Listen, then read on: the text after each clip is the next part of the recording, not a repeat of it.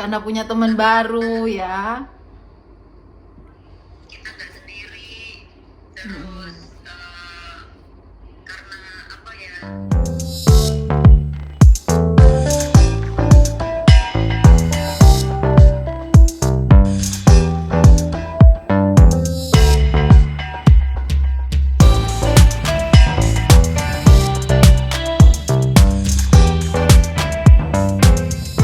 Halo teman-teman Slow Beeper, kembali lagi sama saya Ona. Nah, pasti kalian ada yang beberapa udah nonton video Cynthia ngobrol santai bareng tenaga medis yang udah pernah terinfeksi virus COVID-19. Nah, sekarang saya akan menelpon teman saya. Teman saya tuh perawat yang sudah terinfeksi COVID-19 dan dia isoman di salah satu rumah sakit darurat COVID-19 yang ada di Jakarta. Halo teman-teman, kita udah tersambung nih sama Mbak Fitri. Oke, halo Mbak Fit. Boleh dong Mbak Fit, sebelum kita mulai, Mbak Fit boleh perkenalkan diri dulu dong. Halo teman-teman, assalamualaikum. Waalaikumsalam. Saya Fitri. Saya bekerja di Angsa Memo Klinik sebagai perawat. Oke. Nah, teman-teman ini sengaja saya panggil Mbak Fit. Kita nanti mau tanya-tanya sedikit karena Mbak Fit ini perawat yang terkena COVID-19. Oke, kita langsung aja ya Mbak Fit ya ke pertanyaannya biar nggak lama-lama ya. Oke Mbak Fit, aku mau pertanyaan pertama nih. Sebelum Mbak Fit tes PCR, PCR atau rapid antigen itu, sebelumnya Mbak Fit udah punya gejala belum ya?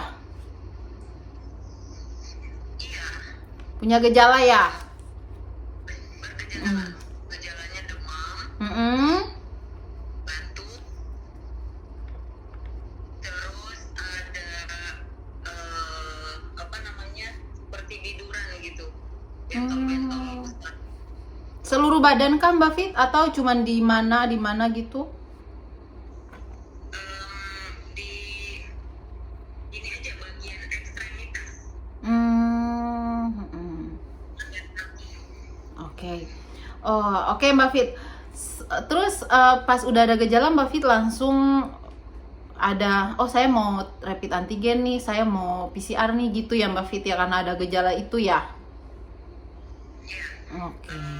Dia tahu gejala ini mungkin COVID gitu kan. Saya memutuskan untuk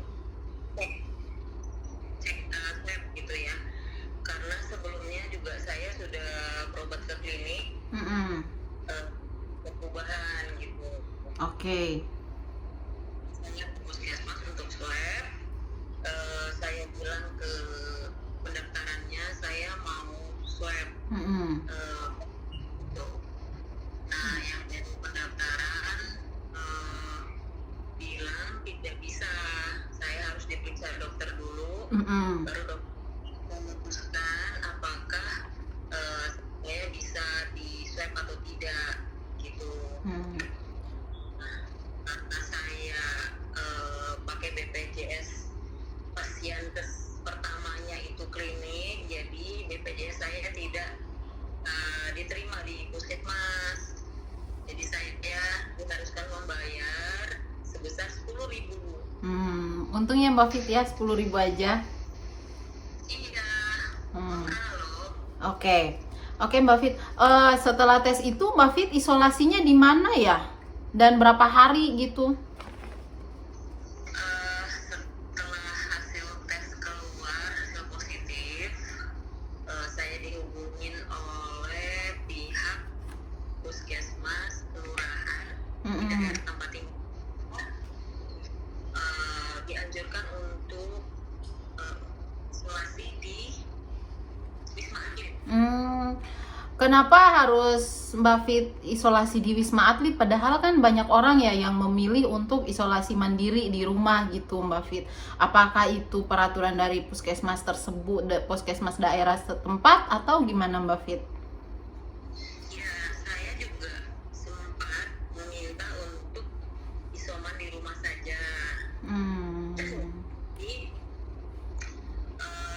dianjurkan untuk isoman di Wisma Atlet Oke. karena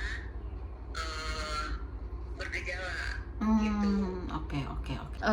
Mbak Fit, awal sampai di Wisma Atlet tuh gimana sih barangnya Mbak Fit bawa sendiri atau gimana Mbak Fit? Barang-barang apa aja tuh yang dibawa sama Mbak Fit? Dari puskesmas sudah di list ya, kayak baju ganti, alat mandi, tempat minum gitu. Nah, saya memang berinisiatif juga bawa sendok sendiri dari rumah, dan alat makan gitu, kayak tempat makan gitu ya. Kebetulan karena saya nggak nafsu makan juga ya, jadi saya bawa buah dari rumah. Oke.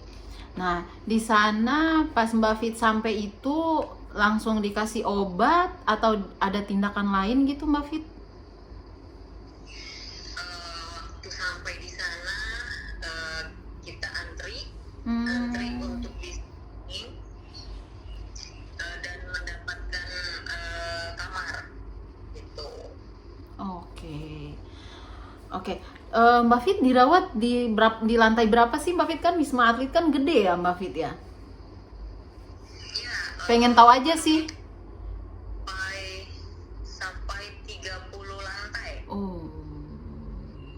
Nah, saya di lantai 15. Banyak juga ya Mbak Fit ya? Oke. Powernya aja. Selama di sana Mbak Fit dikasih obat apa aja? Terus di sana di ini nggak Mbak Fit? Dikasih ruangan gitu tersendiri atau emang ada temen gitu Mbak Fit dalam satu ruangan atau satu kamar gitu? Ya, kami satu ruangan bertiga. Bertiga ya Mbak Fit ya? Jadi di dalam ruangan itu ada ruang tamu, kamar tidur 2, kamar mandi 1, dan ada ruang untuk tempat cuci baju dan jemur pakaian. Tapi dalam satu ruangan itu 3 orang itu tempat tidurnya masing-masing kan ya Mbak Fit ya?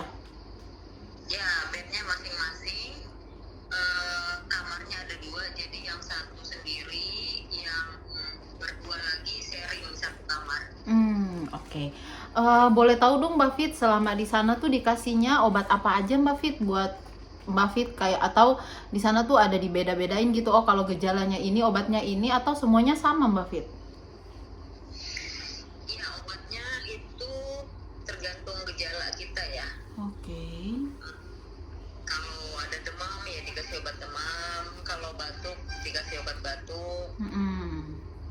Tapi kalau vitamin, antibiotik, sama antivirus itu sudah pasti. Oke. Kalau Mbak Fit sendiri dapatnya obat apa aja tuh Mbak Fit? Saya dapat antibiotik, obat virus, sama untuk batuk. Karena saya batuknya kayak susah dikeluarin gitu ya, jadi dikasihnya asetil. Oke. Dan beberapa vitamin. Di sana apakah dapat makanan yang tertentu atau buah, atau memang ya makanannya biasa aja gitu untuk pasien-pasien COVID-19 yang positif gitu? Iya, kita dapat makan 3 kali hari, siang sore. Terus ada buah-buahannya, ada juga snack pagi. Itu makanannya itu bebas atau memang kayak contoh nih, kalau tipes kan ada tuh nggak boleh makan ini, nggak boleh makan itu. Nah kalau COVID-19 ini gimana nih makanannya Mbak Fit? Kalau yang satu lantai dengan saya perhatikan sama semua menunya ya. Istilahnya dietnya sama gitu, sayuran, lauk pauk, buah. Oke.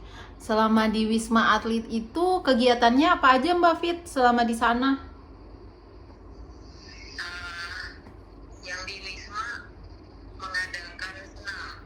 bersama.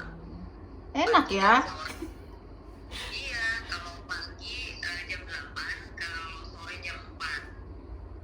Kita senam bareng-bareng semua yang dirawat di situ turun,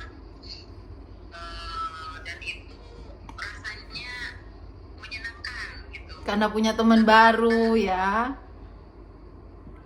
Kita nggak sendiri, terus karena apa ya, musik senamnya juga gitu, happy gitu, jadinya buat imunnya kita juga naik. Iya.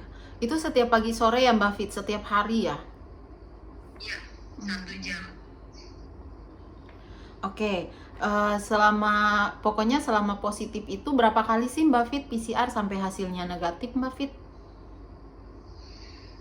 Kebetulan waktu itu saya PCR setelah dirawat 7 hari dan hasilnya langsung negatif.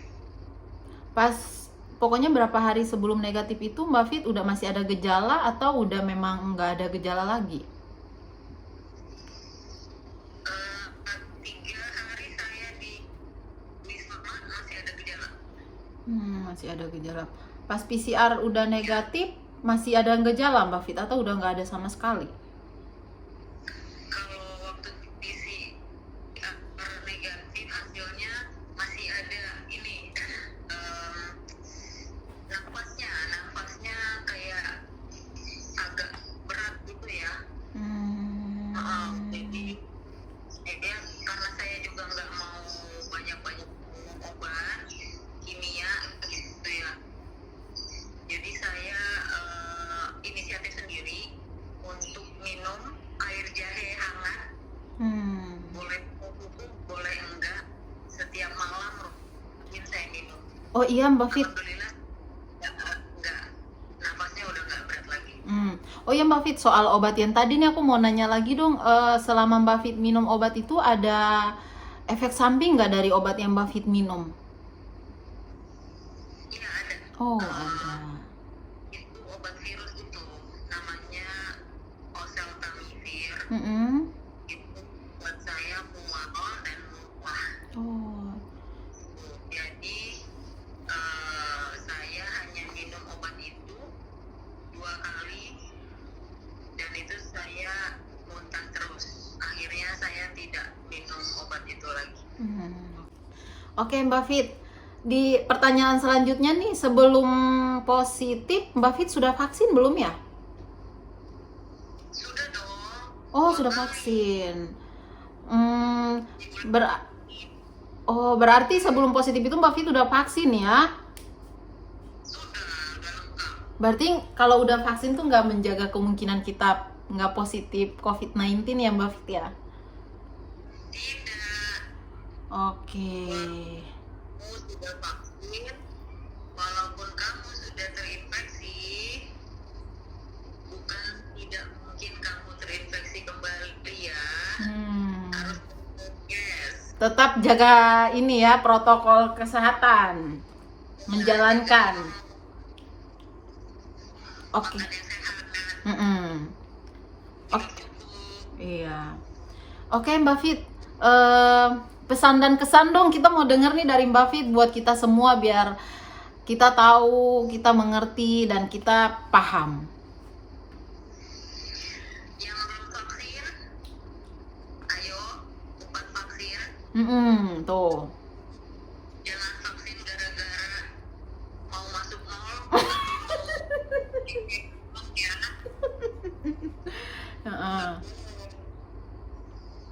Terus sekarang kan ada yang cetak-cetak kartu vaksin.